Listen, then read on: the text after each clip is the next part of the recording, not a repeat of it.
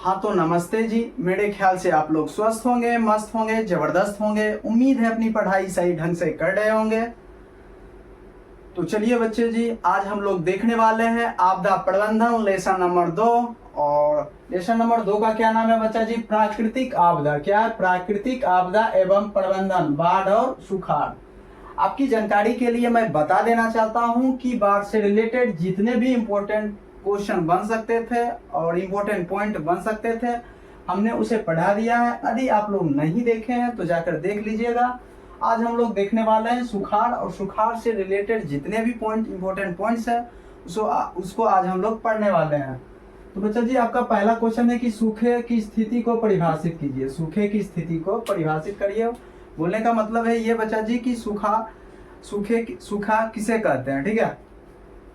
तो बच्चा जी, इसको समझने के लिए आप ऐसे समझिए कि सामान्य वर्षा से 75% कम, मतलब जो नॉर्मली जो वर्षा होता है बच्चा जी, उससे अधिक 75% कम वर्षा का होना, जिससे जल की आपूर्ति में भारी कमी आ जाती है, उसे सुखाड़ कहलाता है। वो क्या कहलाता है? सुखाड़ कहलाता है।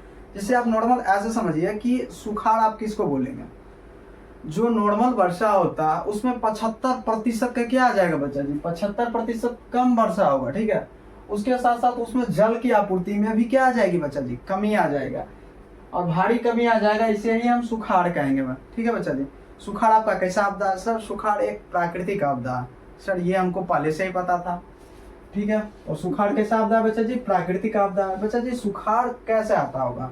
डेफिनेटली आपको पता है कि जब वर्षा भारी मात्रा में, मान लीजिए सालों भर बारिश नहीं पड़ा, डेफिनेटली इस केस में क्या होगा?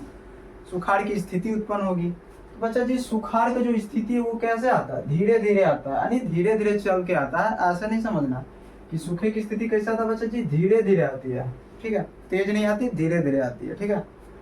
और बच्चा जी, मैंने बता रखा है कि बिहार अपना प्यारा सा राज्य कौन सा है बच्चा जी? बिहार। तो बिहार जो राज्य है, तभी हम बिहार राज्य को दो भाग में बांटे बच्चा जी। जो आपका ऊपरी बिहार होगा, जो उत्तरी बिहार होगा, डेफिनेटली आपको पता है वो बाढ़ ग्रसित क्षेत्र होगा, ठीक है। और जो आपका जो दक्षिणी बिहार होगा, जो नीचे वाला होगा, वो आपका क्या है? सूखाग्रस्त क्षेत्र है बच्चा जी, ठीक है। वो क्या है? आपका सूखाग्रस्त क्षेत्र है, ठीक है। अब बता है सुखाड़ के लिए जिम्मेदार कारक का वर्णन करिए कि सुखाड़ यानी सुखाड़ के लिए कौन कौन सा जिम्मेदार कारक है बच्चा जी, उसको वर्णन करना। तो बच्चा जी, पहले पॉइंट क्या है? वृक्षों की अंधाधुंध कटाई। आज के जमाने में क्या हो रहा है कि पेड़ पौधों का अंधाधुंध, जंगलों में पेड़ पौधों की बहुत ज्यादा कटाई हो रही है। इस केस में क्या होगा कि सूखे की स्थिति उत्पन्न होने की संभावना बढ़ जाएगी। दूसरा क्या बच्चा जी? वर्षा की कमी। अब पेड़ पौधों को आप बहुत मात्रा में आप अंधाधुंध कटाई करोगे तो डेफिनेटली क्या होगा? वर्षा की क्या होगी? कमी होगी, यानी वर्षा नहीं होने वाला उस इलाके में मेरे ख्याल से थोड़ा बहुत। और वृक्षारोपण ना करना, जैसे कि आप पेड़ पौधे भी नहीं लगा रहे हो, वृक्ष जो पौधे लगे हुए हैं उसको भी काट रहे हो। डेफिनेटली आप जब प्रकृति के साथ इतने ज्यादा छेड़छाड़ कर रहे हो, तो इस केस में जब ना तो पौधे लगा रहे हो और वृक्षों को भी, जो लगाए हुए पौधे जो पहले से, उसको भी काट रहे हो, तो डेफिनेटली उस केस में क्या होगा बच्चा जी? जो वर्षा की कमी तो होना ही होना है, ठीक है। और वर्षा जल संग्रहण ना करना, यानी जो प्राकृतिक रूप से जो वर्षा हो रहा है उस जल को भी आप संग्रहण यानी जमा नहीं कर रहे हो, तो डेफिनेटली क्या होगा? सूखे की स्थिति तो उत्पन्न होना ही होना। भूमि के तापमान में वृद्धि, इस केस में क्या होगा? जब बारिश होगा ही नहीं बच्चा जी, तो भूमि का टेम्परेचर जो होगा, जो धरती का टेम्परेचर होगा, डेफिनेटली वो टेम्परेचर बढ़ जाएगा बच्चा जी, ठीक है। वो टेम्परेचर पहले से थोड़ा हाई हो जाएगा, ठीक है, बहुत ज्यादा बढ़ जाएगा, ठीक है। मेरे ख्याल से आप समझ गए होंगे बच्चा जी। सुखाड़ के लिए जिम्मेदार कारक यदि पूछा जाए तो आप लोग लिख देंगे सर, अंधाधुंध वृक्षों की कटाई होगी, वर्षा की कमी होगा, वृक्षारोपण ना करना होगा, साथ में वर्षा जल संग्रहण ना करना होगा, भूमि का लगातार टेम्परेचर में वृद्धि होगा। सर आएगा क्वेश्चन एग्जाम में तो सर हम लिख देंगे सुखाड़ के लिए जिम्मेदार कारक। तो बच्चा जी मेरे ख्याल से आप लिख देंगे, ठीक है। दूसरा क्या बच्चा जी? सुखाड़ से बचाव के तरीके। ये तो सुखाड़ के कारक आपने बता दिया, कारण क्या क्या थे। अब इससे बचने का तो उपाय तो कुछ ना कुछ होना चाहिए कि ना? हाँ सर, कुछ होना चाहिए। तो पहला क्या बच्चा जी? वर्षा जल का संग्रहण करना। आप यहाँ तो संग्रहण नहीं कर रहे थे, मतलब आप पानी नहीं पड़ा, जिससे बारिश हुआ, आप डेफिनेटली उस जल का बोलेंगे, उस जल का आप डेफिनेटली उपयोग नहीं कर रहे हो, तो इसका मतलब क्या हो रहा है? डेफिनेटली वहाँ पे सूखे की स्थिति आएगा, ठीक है। लेकिन जब आप वर्षा जल को संग्रहण करना शुरू कर दोगे, जब वर्षा जल को आप संग्रहण यानी जमा करना शुरू कर दोगे तो सूखे की स्थिति को हद तक थोड़ी बहुत कम कर सकते हो। दूसरा बात है बच्चा जी वृक्षारोपण करना। जब आप भारी मात्रा में पेड़ पौधे लगाओगे, मतलब भारी मात्रा में, जैसे हम दो हमारे दो बोलते हैं, तो डेफिनेटली हम लोग को भी यदि अपनी जिंदगी में 2 3 4 पेड़ लगाना ही चाहिए। जैसे क्या होगा, जिसे वृक्षारोपण आप करो बच्चा जी। भूमिगत जल संसाधन संरक्षण बोलने का मतलब जो भूमिगत जल किसको कहेंगे बच्चा जी, जो धरती के नीचे से जो धरती का नीचे वाला जल होता है बच्चा जी, उसको क्या बोलेंगे, भूमिगत जल बोलेंगे सर। भूमिगत जल संसाधन संरक्षण होता है बच्चा जी उसका बचाव करना, ठीक है। तो आपको होता क्या है कि आज के डेट में जो आज का जो युवा पीढ़ी है, जो लोग है, वो लोग क्या करता है, जल जितना नहाना चाहिए उतना ना उपयोग करके उससे कहीं ज्यादा हम लोग खपत कर देते हैं। तो डेफिनेटली हम लोग जल की बहुत भारी मात्रा में, थोड़ी मात्रा में, डेफिनेटली हम लोग सब लोग क्या करते हैं, जल की बहुत ज्यादा क्या करते हैं बच्चा जी, बर्बादी करता है। इस तरह से भूमिगत जल का बर्बादी करे तो बर्बादी, तो इसका क्या करना है बच्चा जी, भूमिगत जल का संरक्षण करना, यानी जितना उपयोग हो सके बच्चा जी जल का उतना ही उपयोग करना चाहिए हमें, ताकि आने वाले पीढ़ी को जल का कोई समस्या ना हो, ठीक है। दूसरा बच्चा जी पेयजल को सुरक्षित भंडारण और वितरण की व्यवस्था करना, ठीक है। पेयजल मतलब पीने वाले जल को। और आजकल क्या होता है कि हम पीने वाले जल को भी जो नल द्वारा, जो हमारे गांव में जो नल द्वारा जो जल आता है बच्चा जी, उसको भी खुले छोड़ देते हैं। डेफिनेटली जो पीने वाला जल है उसको तो एटलीस्ट आप लोग जितना आप उपयोग करते हैं बच्चा जी उतना ही आप उपयोग करिए। आप लोग क्या करते हैं, उसको खुले छोड़ देते हो और बहने देते हो। तो इस केस में क्या होगा बच्चा जी, सुरक्षित उसका क्या करना चाहिए, आपको जो जल पी रहे हो उसका सुरक्षित भंडारण करना चाहिए और वितरण आवश्यकता अनुसार जितने भी उपयोग है आप उतना ही उपयोग करिए। और दूसरा क्या बच्चा जी, दीर्घकालीन योजना के अंतर्गत तालाब, कुआं, पाइन, आहार का निर्माण करना चाहिए। दीर्घकालीन मतलब बच्चा जी लंबे समय के लिए, जैसे कि आप सुखाड़ से बचना चाहते हैं तो आप कुएं खनवा लीजिए, पाइन, आहार, तालाब, इस तरह का पोखर, इस तरह की चीजें आपको क्या करेगी, सुखाड़ के समय आपको डेफिनेटली थोड़ी बहुत मदद करने वाला है, ठीक है। अब देखने वाला है बच्चा जी बांध का नाम, ठीक, बांध, नदी और कृत्रिम जलाशय के नाम, ठीक है।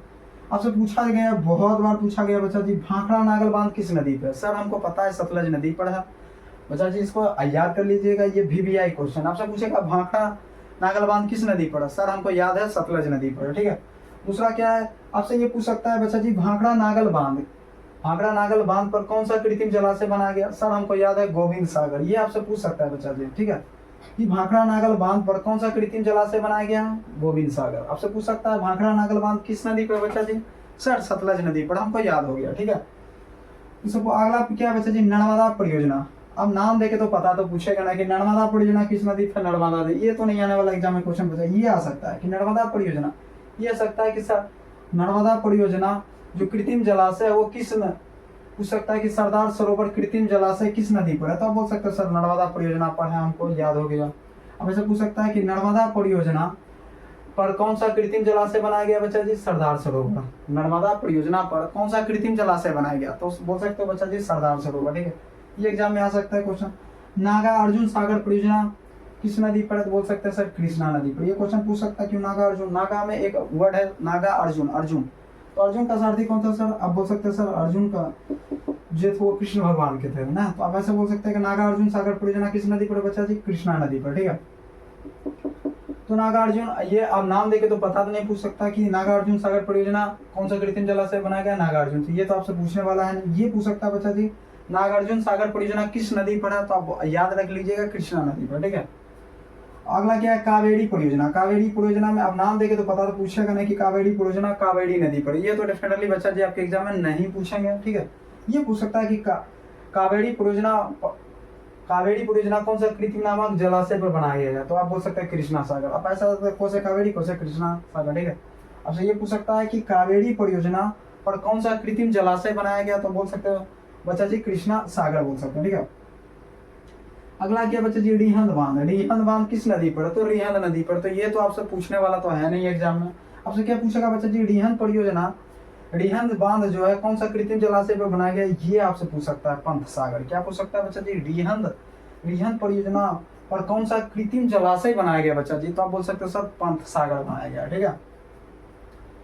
तो आज की इंपोर्टेंट क्या बच्चा जी, सिंचाई। आप बोल सकते हैं इंपोर्टेंट पॉइंट बता रहा हूँ कि सिंचाई आयोग के अनुसार प्रत्येक वर्ष देश में लगभग कितना प्रतिशत बच्चे, 16% भूभाग यानी भूमि पर सुखाड़ की स्थिति उत्पन्न होती है। यानी सिंचाई आयोग के अनुसार अपने कंट्री में अपने देश, प्यारा सा देश भारत में प्रत्येक वर्ष लगभग 16% भूभाग पर क्या होता है बच्चा जी, सुखाड़ की स्थिति उत्पन्न होती है।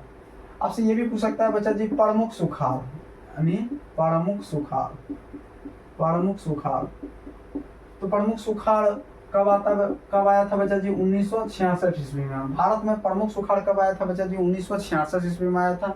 अब इसे भी याद रखिए, बहुत ही इंपॉर्टेंट क्वेश्चन हो जाएगा आपके एग्जाम के लिए, ठीक है।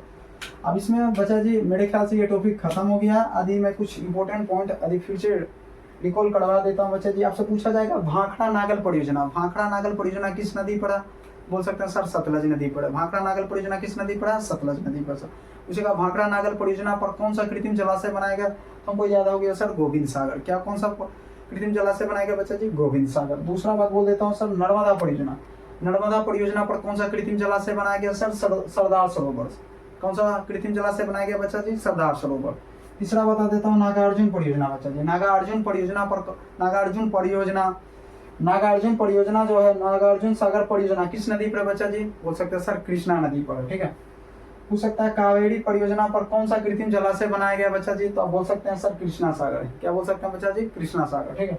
और लास्ट क्या रहेगा बच्चा जी, रिहंद बांध, रिहंद बांध पर कौन सा कृत्रिम जलाशय बनाया गया, तो बोल सकते हैं सर पंत सागर। क्या बोल सकते हैं, पंत सागर, ठीक है। और बोल सकता है जो बिहार का जो दक्षिणी क्षेत्र है वो डेफिनेटली आपको पता हो गया बच्चा जी, वो सूखाग्रस्त क्षेत्र है, हमको सर याद हो गया। आप लोग वीडियो के नीचे कमेंट करके जरूर बताइए बच्चा जी आज का क्लास आप लोगों को कैसा लगा। तब तक के लिए थैंक यू, फिर मिलते हैं।